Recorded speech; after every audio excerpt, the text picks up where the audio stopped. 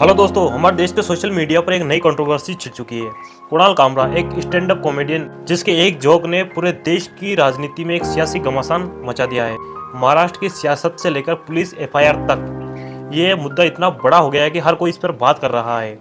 तो चलिए दोस्तों, आज की इस वीडियो में हम स्टेप बाय स्टेप इस पूरे माजरे को समझने की कोशिश करते हैं और समझते हैं कि आखिरकार ये कुणाल कामरा का माजरा क्या है जिसने पूरे देश की सियासत में एक घमासान मचा रखा है।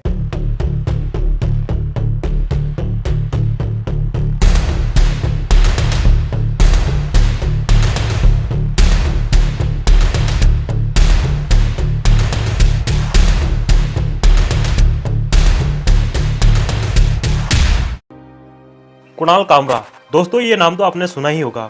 भारत के बहुचर्चित स्टैंड अप कॉमेडियन में से एक कुणाल कामरा ने 2013 में अपनी कॉमेडी की शुरुआत की और इन्होंने बीच में छोटे मोटे शो भी किए और बाद में इन्होंने यूट्यूब पर धमाल मचाया। कुणाल कामरा का जो कॉमेडी करने का जो स्टाइल है, तीखा, बेबाक और सियासी है। सरकार से लेकर सिलेबस तक उनके जोक से कोई नहीं बच पाया है। कुणाल कामरा पहले भी कई विवादों में रहे हैं। 2019 में अर्णब गोस्वामी पर जोक, सलमान खान को टारगेट करना और सुप्रीम कोर्ट तक मामला पहुंचना जैसे कई विवादों में कुणाल कामरा का नाम आया है। लेकिन दोस्तों, जो अब की बार का जो कुणाल कामरा का जो विवाद था वो थोड़ा अलग था।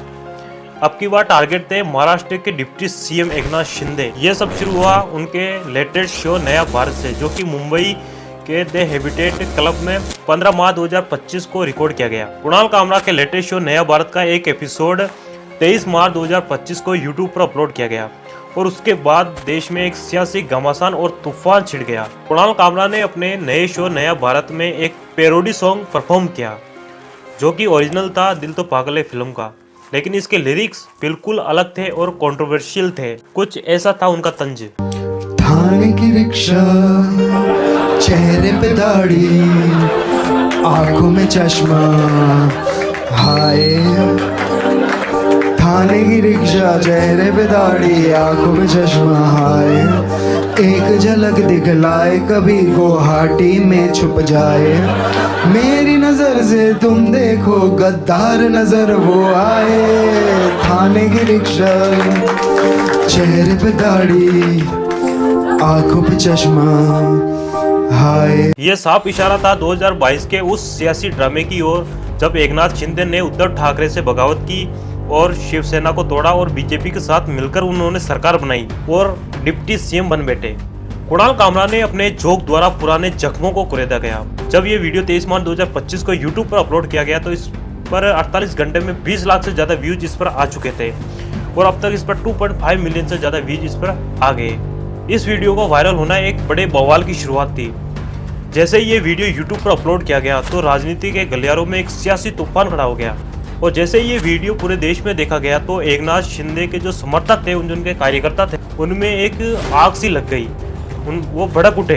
कुणाल कामरा के खिलाफ वो सड़कों पर उतर गए और प्रोटेस्ट करने लगे। कुणाल कामरा का वो पुतला जलाने लगे, उनका विरोध प्रदर्शन करने लगे। एकनाथ शिंदे के कार्यकर्ता और उनके समर्थकों को जैसे ये वीडियो का पता पड़ा तो उन्होंने लगा कि ये बातें तो हमें सुनी सुनाई लग रही है और ये जो बात इस पर कर रहा है, जो जोक मार रहा है कुणाल कामरा, ये कुछ सुना सुना लग रहा है, कुछ देखा देखा लग रहा है।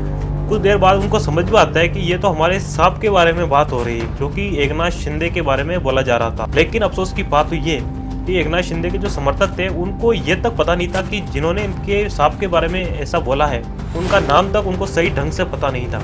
वो प्रोटेस्ट करते हुए ये कह रहे कि कुणाल कालरा मुर्दाबाद मुर्दाबाद। कुणाल कालरा मुर्दाबाद। तो आज वायरल हुआ है, यहाँ पे हुआ है, यहीं पे हुआ है। ये सब फेंक ये चल चल लगे, ये चल उठा बैग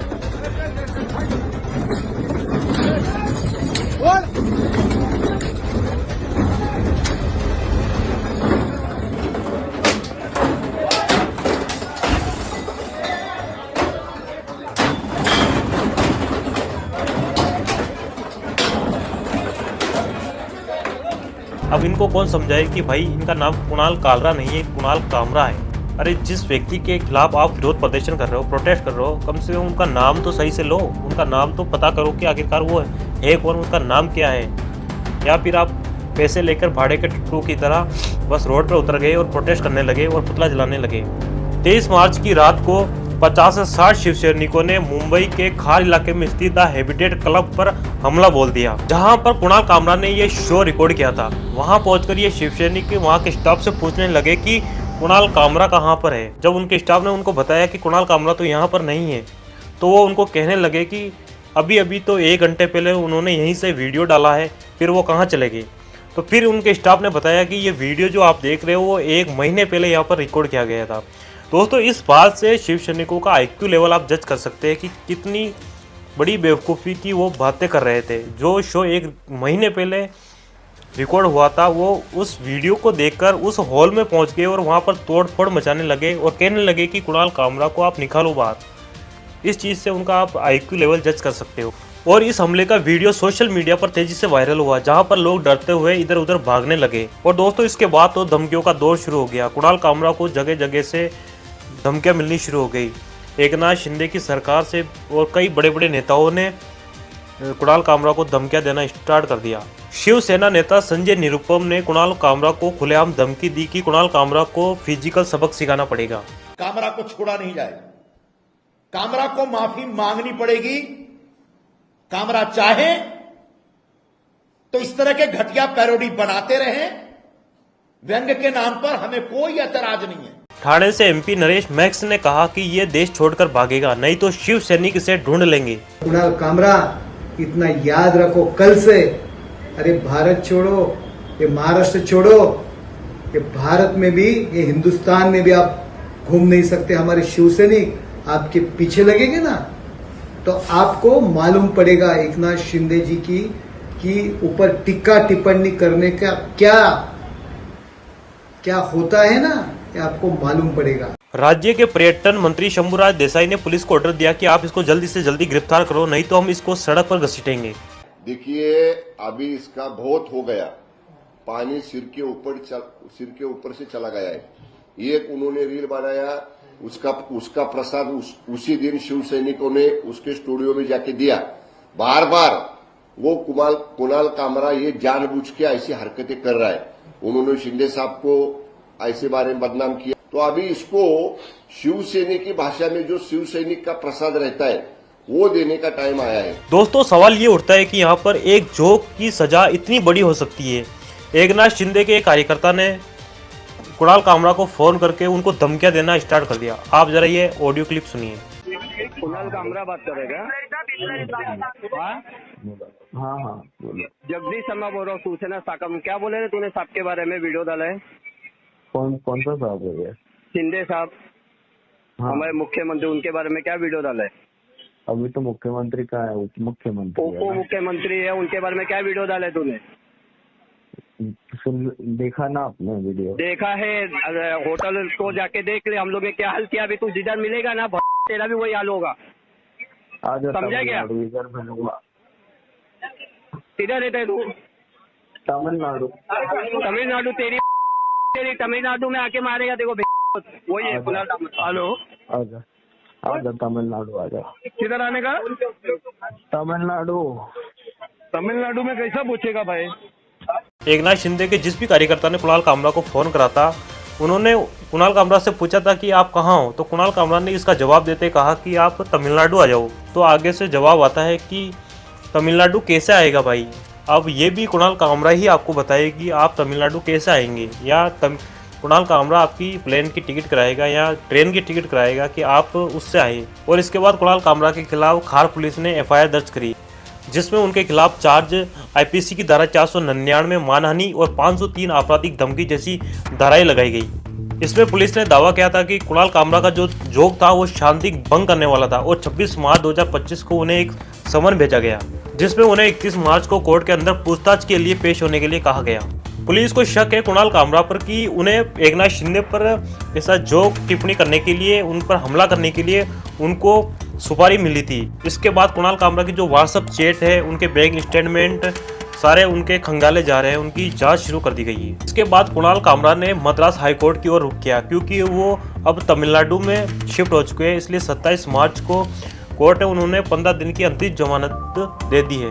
लेकिन इसमें पुलिस का कहना था कि जब तक जांच पूरी नहीं हो जाती, जब तक केस की जांच पड़ताल नहीं हो जाती, जब तक कुणाल कामरा पर पुलिस की पैनी नजर रहेगी। इस पूरे मामले पर कुणाल कामरा ने कोई चुप्पी नहीं साधी और 25 मार्च 2025 को उन्होंने एक ट्वीट करा और उसके माध्यम से उन्होंने बताया, कुणाल कामरा ने कहा कि मैं माफी नहीं मांगूंगा, मैंने जो कहा वो बिल्कुल वही है जो कि श्री अजित पवार ने एकनाथ शिंदे के लिए कहा था। मैं इस भीड़ से नहीं डरता और मैं अपने बिस्तर में मुंह डालकर इस भीड़ के शांत होने का इंतजार नहीं करूंगा। मनोरंजन स्थल केवल एक मंच है सभी तरह के शो के लिए।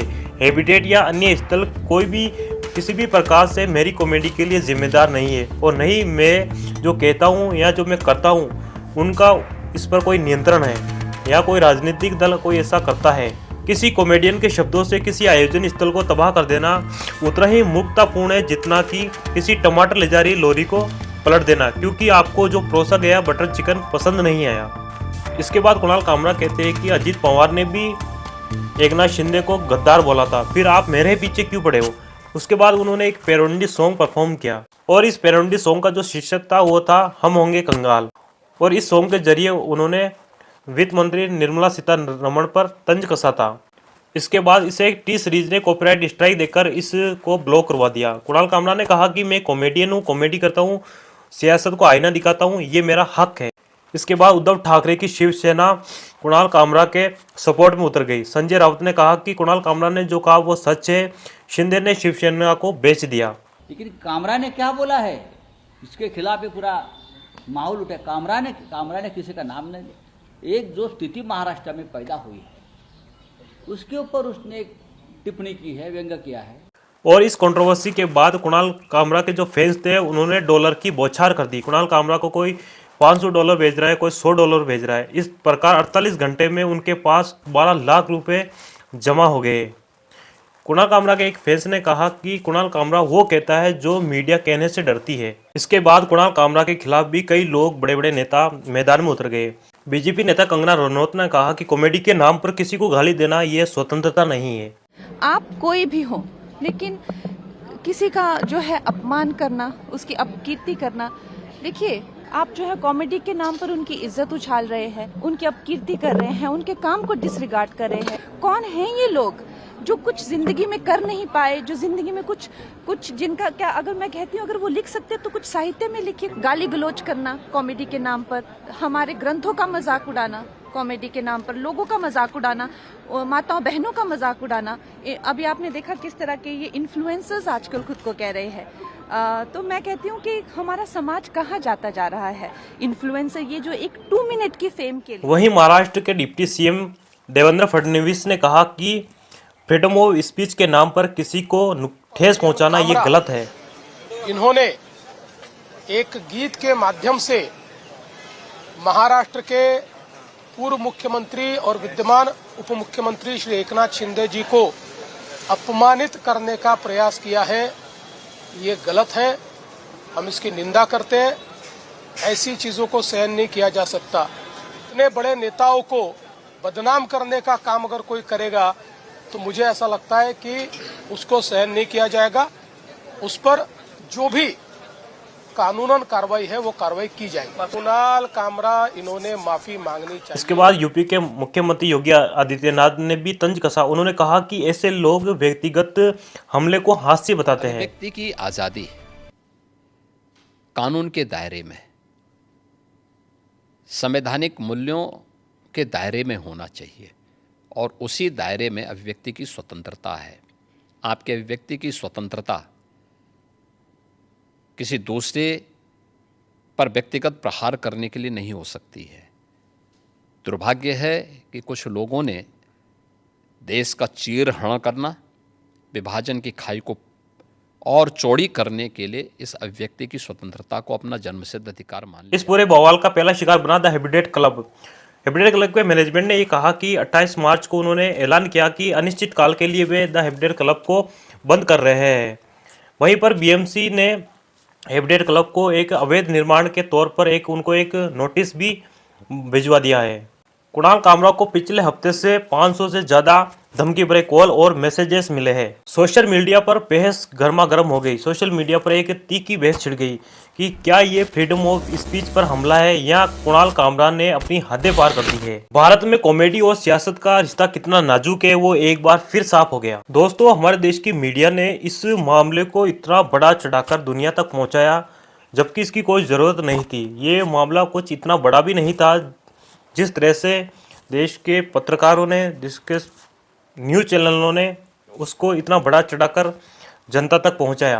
दोस्तों, इस पूरे मुद्दे पर आप लोगों की क्या राय है आप कमेंट बॉक्स में ज़रूर बताइए और वीडियो को लाइक कर दे, शेयर कर दे और चैनल को ज़रूर सब्सक्राइब कर देना और बेल आइकन को ज़रूर प्रेस कर देना ताकि कोई भी नई वीडियो आए तो आपको पहले उसका नोटिफिकेशन मिल जाए। तो दोस्तों, आज के लिए बस इतना ही। मिलते हैं नेक्स्ट वीडियो में। जब तक के लिए जय हिंद, जय भारत।